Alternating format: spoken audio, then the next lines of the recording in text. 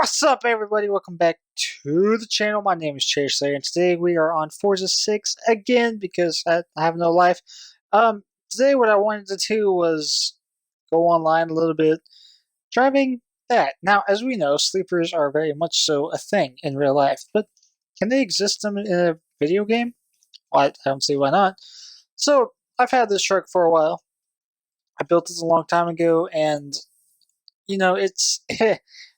It's surprising, as it's definitely a surprising vehicle to drive. It's a lot of fun. I think I've got it tuned for B class, and considering this car, or truck really, it's not really a car, so I do apologize.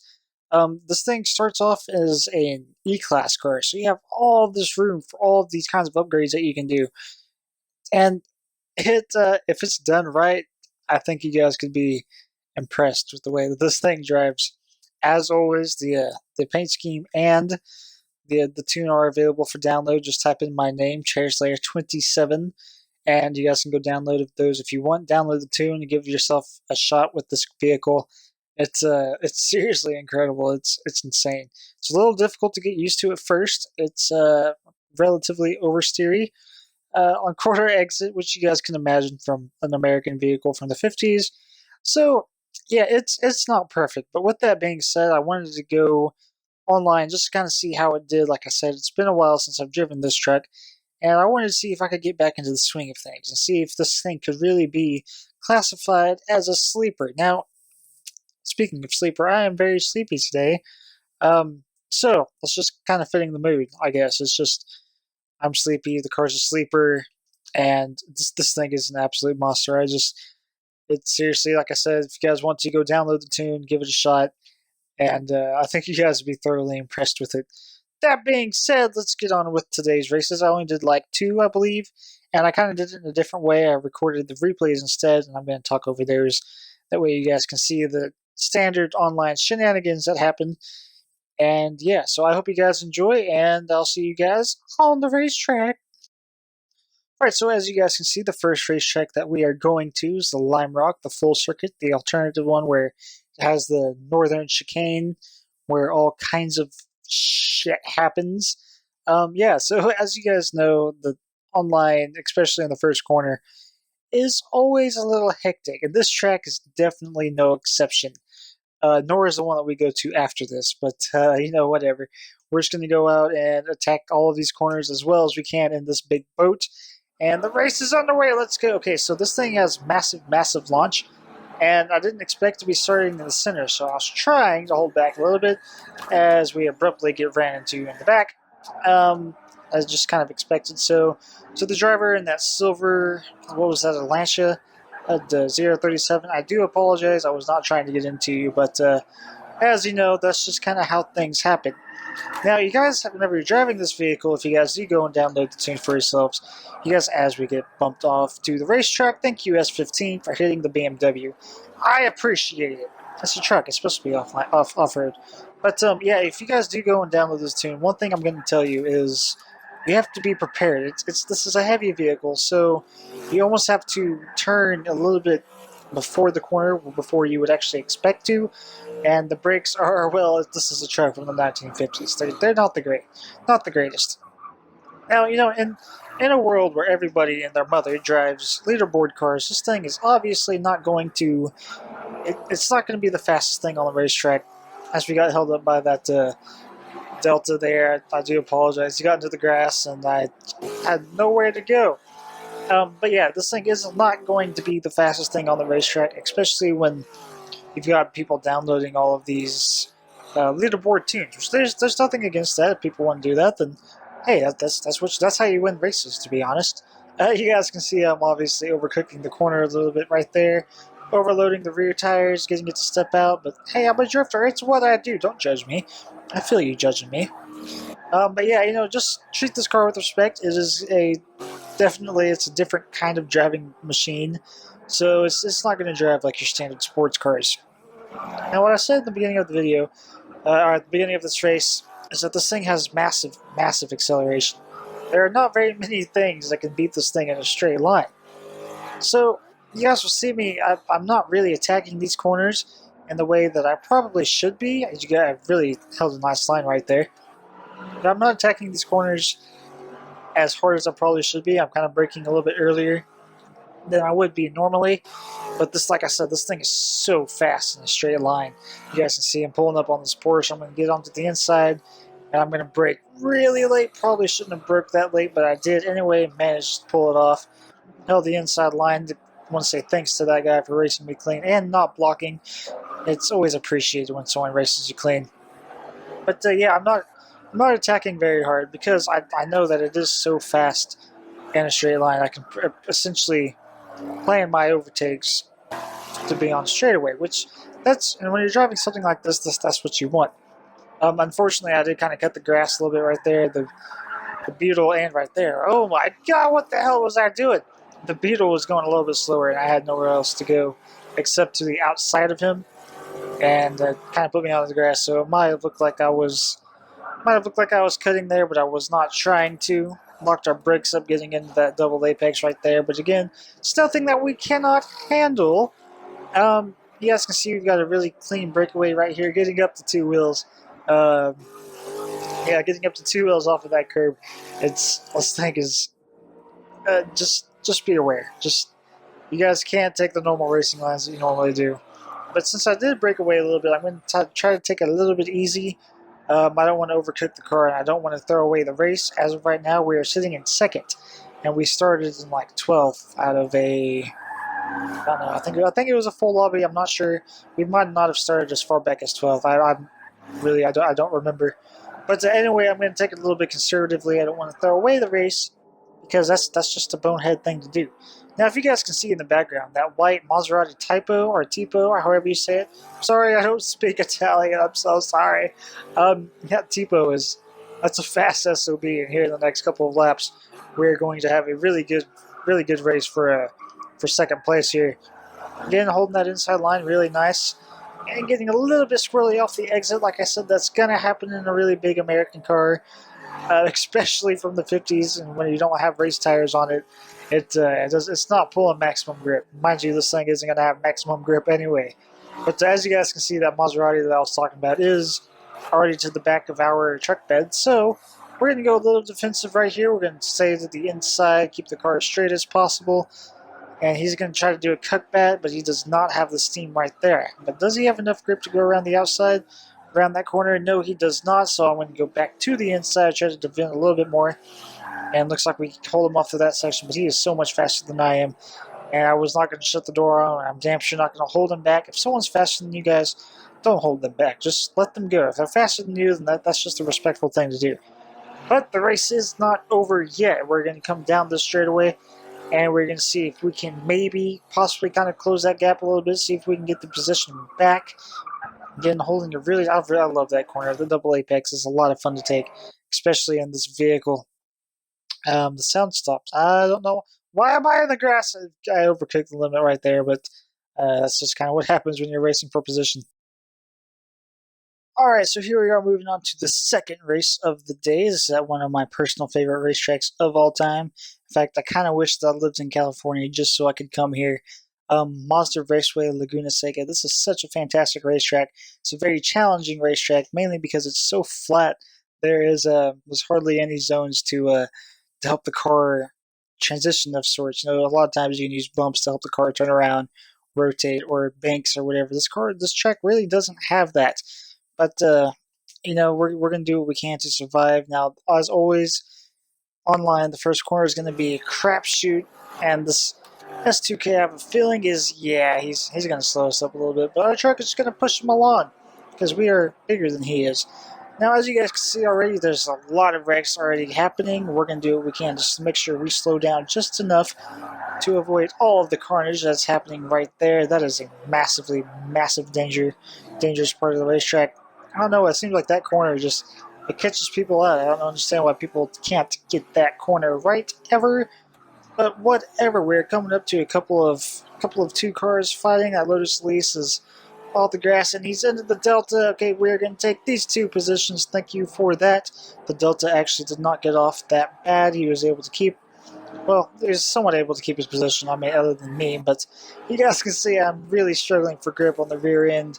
Like I said, this place is so flat, there's nothing to help the car stay in contact with the road. It's either it's not rotating enough or it's over rotating.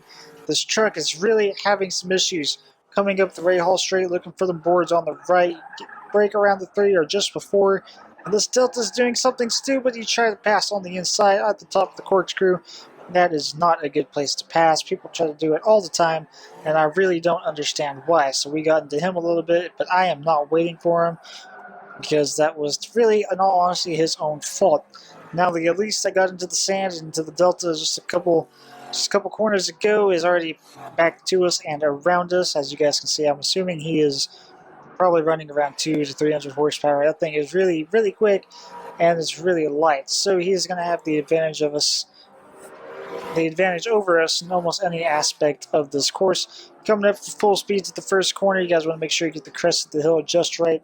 Brake at the 3rd meter board, get your left-hand side of the car over the curbs, stay to the inside so you guys can get a straight exit right here.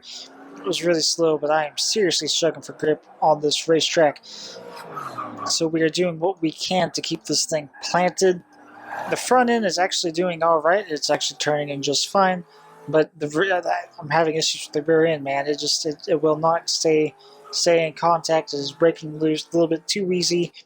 If you guys do download the tune, you guys will notice if you guys take it to a flat racetrack, much like this, the moment that you guys get into the throttle and the moment that you overshoot the throttle just a tiny bit, it is seriously going to start breaking out on you. But this is an old American car. Like I said, it's going to happen, losing some contact with the road right there on the front end through the dip.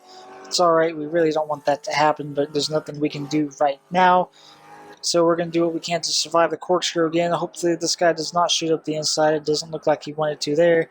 We did get bumped just a tiny bit, a little wide, so we did kind of cut the second half of that corkscrew just a little bit into this really fast left-hand section. Not really a double apex, but it's a really late apex, so it's really hard to get just right. The Delta is going to go up to us on the inside. We're going to let him go. No need to get in his way and slow him down, because that'll just slow me down as well. So as of right now, let's see, this is coming up to lap 3 on a 4-lap race. We started in the mid-pack, and I think, as a sleeper build, I think this thing does all right. It's not going to be setting the fastest times. I think some of these guys were 2 or 3 seconds ahead of us, but of course they had the leaderboard tunes, which is fine. Overshot that corner just a little bit, going a little wide, 4-wheel drift, but we were able to get a straight exit off. We got this Alfa Romeo catching up to us. Looks like he's got some fat old tires on that thing, so he is not struggling for grip whatsoever, just like I am. But we are going to run our own battle. We're not going to worry about him just yet. Go over to the curb, clip it just a little bit. Still getting a little loose on that corner. I don't know what it is, man. This thing is not liking the flat corners. It is not liking it at all. But like I said, there's nothing we can do. As of right now, we're in the middle of a race. We just kind of have to deal with what we've got. But, like I was saying, I think this thing does all right as a sleeper build. It's definitely not my B-class car of choice. I have a 69 Boss that I like to drive, as well as a Lexus something or other. I don't remember what it's called, but those are the 2 cars that I mainly drive in B-class. We're going to get to the top of the corkscrew again. And still just coming down, just drifting. It has absolutely no grip. Trying to cut it into the inside, still snaking all over the place off the exit of the corner. It's only a matter of time before this Alpha gets to us and around us. So what we're going to do is we're going to try to go a little defensive, brake a little late right here. Can we pull it off? No, it looks like we got just a little wide, so that is my own fault. So we're going to let the Alpha go. We're going to try to see if we can come back just a little bit. There are not very many things that can outrun this thing in the straightaways, so we're going to see if we can capitalize on that just a little bit. But I think he's too good throughout the corners. I think we're just going to have to kind of fall into position and pray that he makes a mistake and see if we can get that position back. However, this guy looks like he's on top of his game, and I don't think that's going to happen. Coming through probably the flattest corner on the racetrack, these next 2 right here. And we're going to do what we can to keep the rear end planted. He broke just a little bit too early. He's in the sand. Maybe can I capitalize? No, still getting sideways on the exit of that corner. This thing seriously needs like a track bar adjustment or something, man. If only this was NASCAR. If only this was NASCAR, take some track bar out as well as some wedge. But unfortunately, this is not NASCAR. So I think we're just gonna hold on and hang on for dear life. See if we can keep this position. This right now we are in sixth. Sixth out of 24 people is not bad, especially for a old truck from the 1950s. So we're gonna come up to the right side, break in a straight line, down the Ray Hall straight at the top of the corkscrew, still losing some contact with the road. I just try to keep the car as straight as possible. I have to go so slow off the corner, off of that corner because it wants to step out so much. But honestly, as of right now, I don't care. I don't want to spin out on the final corner. So what we're going to do is just take it home. My hand fell off of my controller at this moment in time. So I'm going to screw this corner up massively. Yeah, I'm going to sacrifice the exit just a little bit, but it's all right. We did not lose any time there, and we are going to come home sixth. That was a good showing from the truck. It definitely held its own, so I'm impressed. Alright guys, that's going to do it for today's video. I do apologize for the really shoddy commentary. I guess my recording software is not enjoying the voiceover today, so I'm sorry that last race my voice was not necessarily matched up with the race, but I think it's going to turn out alright for you guys. But all in all, I was impressed with the truck. Like I said, I have driven it before, but it's been so long, so I really could not remember how well this thing was. And finishing third and sixth on some fairly tight tracks. I'd say that's a good showing. I'm not disappointed whatsoever. I do wish that I was a little bit more competitive on Laguna Seca, but this thing was just it was all over the place. The rear tires did not want to grip up, but that's all right. Like I said, that just kind of happens, especially in a vehicle like this. It's just it happens, and that's just kind of how racing goes. Sometimes you guys have really good driving cars. Sometimes cars favor certain tracks. This car just didn't like Laguna. Not really a car. I've got to stop. I will eventually stop calling this a car. I promise. But the truck just did not like I did not like the flat corners of Laguna Seca. However, I did expect that, and unfortunately, that's just kind of how the cookie crumbles. And it is what it is. I mean, it was a lot of fun driving this thing. I got a couple of messages here and there from some of the guys that I was racing, and they were pretty impressed with the truck. So that's what matters. That means we did our job. Now, would I say this thing succeeded as a sleeper car? Yeah, I would. I mean, it's like I said, this is not something that you would typically see online. I like to take these kind of like obscure vehicles online anyway, as it is. I know a long time ago, whenever they would actually let you, I would always drive the vans. So driving these type of vehicles is not anything new to me, and this is just if it's done right, man, these things can drive amazing. And like I said, go try it tune for yourself. You guys will see what I mean. Take it to Laguna Seca, and you guys can exactly see and feel what I was feeling, especially on the rear end. This thing just did not like it whatsoever. So if you guys enjoyed this video, I want you guys to tell me in the comments. Tell me what other cars you guys want to see me drive online. Any other sleeper cars maybe that you guys can suggest. I'm always willing to drive something strange. Like I said, I love to. That's part of the reason why I love Forza. So yeah, just let me know. The link to my Twitter and to my Facebook page is in the description box, so you guys can go check that out. You guys can follow me on Twitter. We can talk about upcoming projects. We can try to organize collaborations, whatever you guys want to do. I would really enjoy racing with some of you guys, drifting or doing just stupid shit on Xbox with some of you guys. So go do that. And if you guys did enjoy this video, slide the shit out of the like button. Please, that's how I know that you guys enjoy the video. That's the easiest way for me to know. Come on, guys, hook a brother up. And as always, stay sideways. Well, you will. If you drive this truck, you will definitely be sideways. Stay sideways and subscribe. I'll see you guys tomorrow. I think we're going to go to Horizon 2 a little bit and do a little bit of some rally racing tomorrow. Not finish, but continue the storyline. So I will see you guys then. I will see you guys tomorrow. Throwing mud all over the place. But until then, peace.